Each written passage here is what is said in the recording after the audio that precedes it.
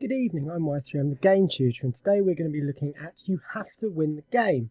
Now, I was going to do the new Wolfenstein game today, but we've done a couple of AAA titles recently, so I thought I'd do something a little bit different. Now, You Have to Win the Game has just come out on Steam. It is a free-to-play, and when I say free-to-play, I literally mean it's free-to-play. There's no extra crap that's going to try and force you to pay at any moment. It was originally released in May 2012 as sort of a very, very independent game that was free to download off of their website. And it's an exploration platformer, and it's got a really nice sort of 1980s Spectrum sort of aesthetic that I'll show you in a minute. Now, obviously on a Wednesday, we normally do a graded video, but because of the type of game, I have played a bit of this, so I know what to expect. But we're going to kind of do a bit of a half and half, a bit of a let's play, a bit of a graded, see what we like of it. So, we'll start a new game.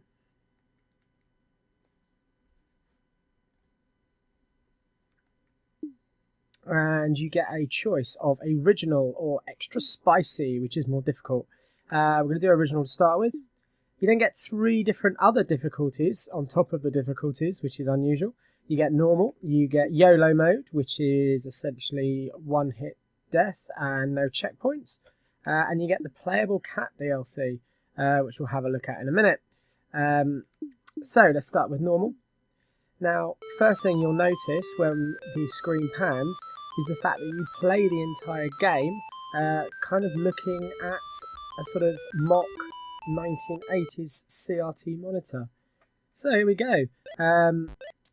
Firstly, it looks great. Obviously, it's pretty 1980s, but I really like the monitor aesthetic. I love the curve. I love that even the lens glare that you can see kind of above where I'm jumping now.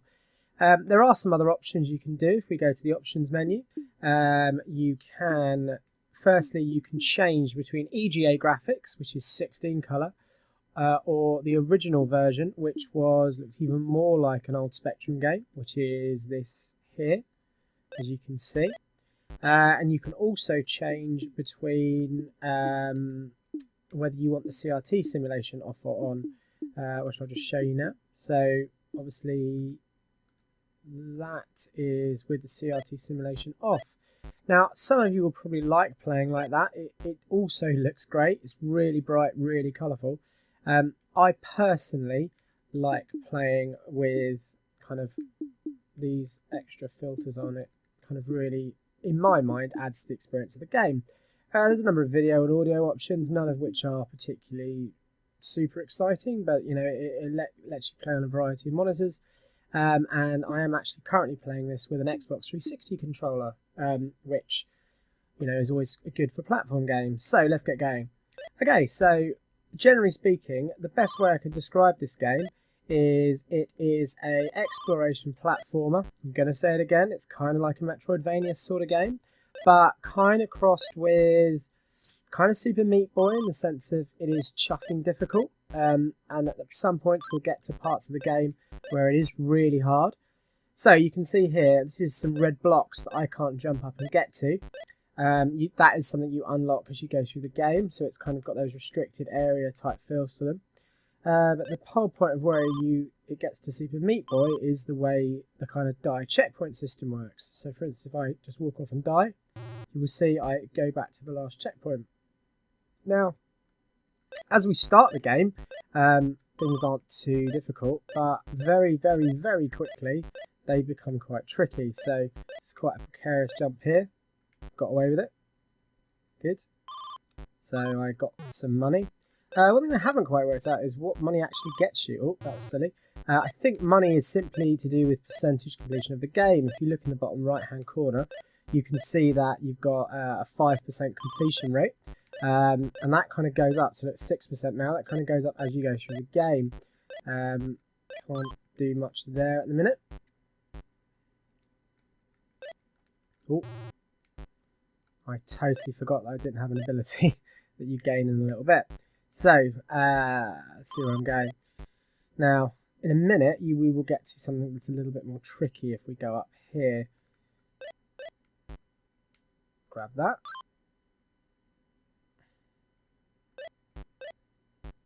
No, can't get up there. So see, that's a blue one. No, can't get anything like that, so we need to go back. Now, obviously, some people are going to be like, well, you know, this shouldn't really be a game you get on a plat, you know, but it's free. It's totally free.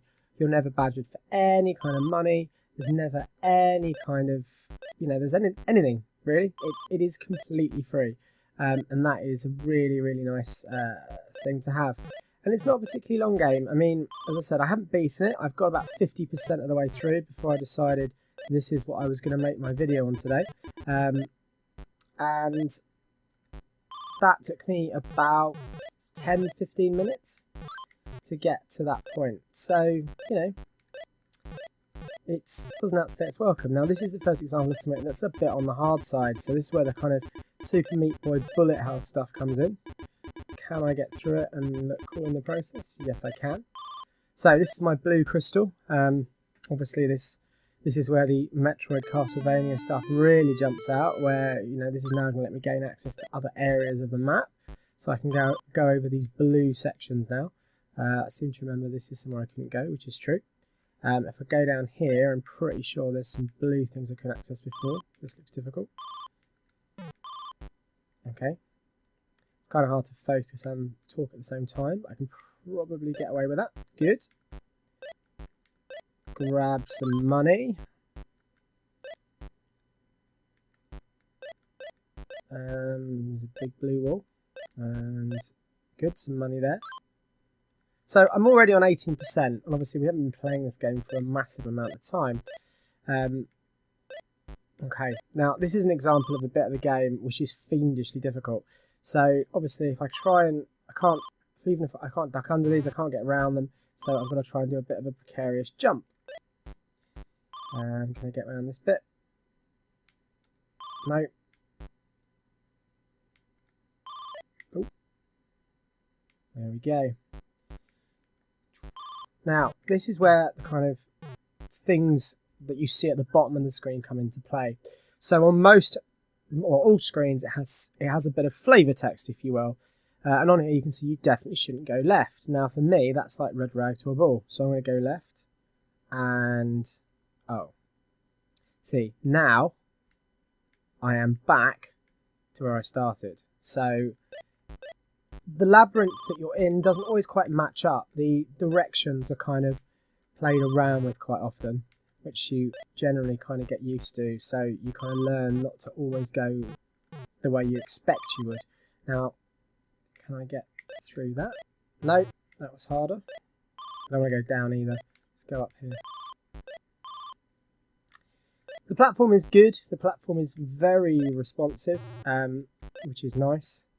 And it feels very nice to do. Hold on, this is a bit on the tricky side. Good, done it. Right. Oh, this looks... Oh. That went better than expected.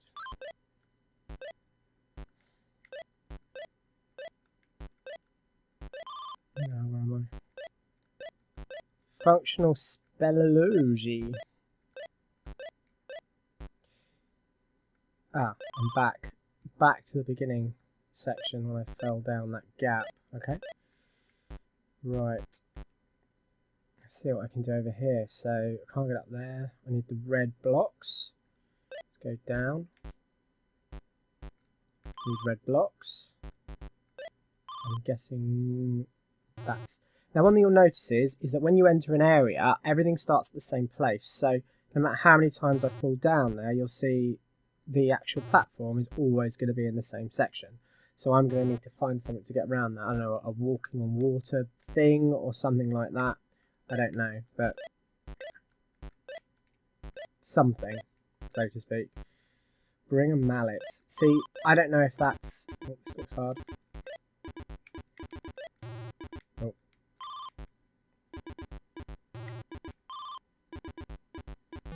Okay, I have to focus here because this looks a bit on the tricky side.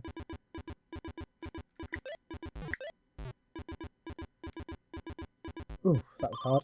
Right, so I've got the red crystal, so I can now open up red blocks, which is good. Let's try and remember, because then I could go left to go through that one where the kind of jellyfish thing as well. This one here, so. Oh.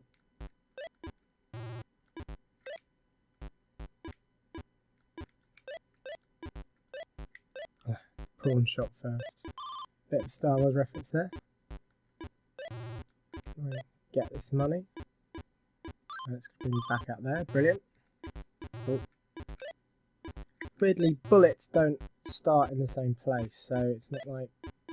Oh, that was annoying, so I've got to go to the right. Okay. Oh. Now what?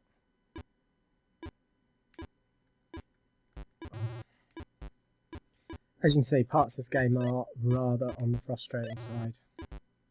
And you have to be pretty good at what you're doing to not cock stuff up. Oh, God's sake. And that's when it just throws you a kind of annoying bone.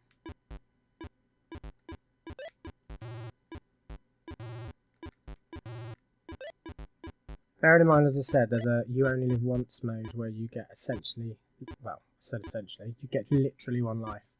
So, oh, for God's sake.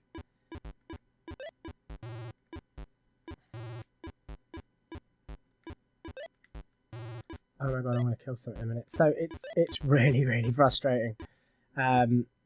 Really, really frustrating. Oh, thank god. Oh, for God's sake. So now I can't actually do it. Oh. Oh, that worked. That was alright. Alright, so now I can get to the other red side. Ooh, portals. Very nice. So, I'm on 30%. That kind of gives you an idea of how long the game is. Let's just to have a little look, let's go and put the game onto the other graphic style for a little bit, just to give you a show of that. So this is kind of, you know, if you like that sort of more very early spectrum-y look to it. That didn't help. Safety, so that kind of did give me an indication of where I had to go.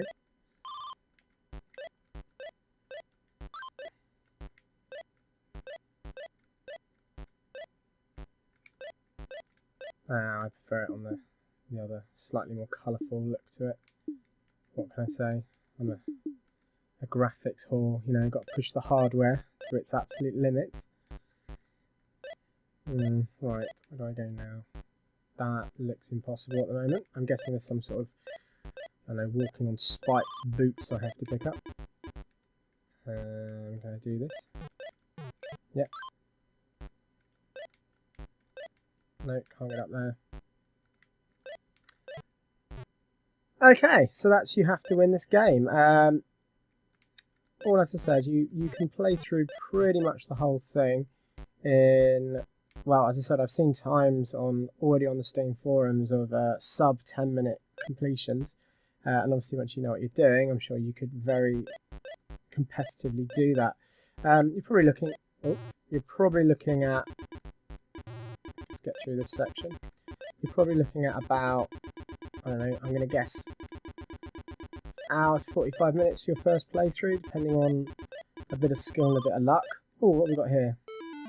Double jump boots. Fantastic. They'll come in very handy. I'm back to the start. Where did I need double jump boots? I don't remember. Yeah, so, as I said, it's absolutely free. It's a great way to pass, you know, half an hour to an hour. And if you've got any fond memories of the 1980s, you know, the NES, Spectrum, Amiga, those sort of eras, definitely give it a go. I'd love to hear your comments in the review section, and I'd definitely give it playing it. Now, just before we go, let's go back out to the title screen. And let's have a look at the Playable Cat DLC and see how that looks any different. So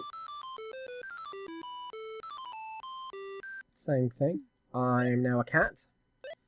And I'm going to guess I have 9 lives. So that's adorable. So 8 lives remaining.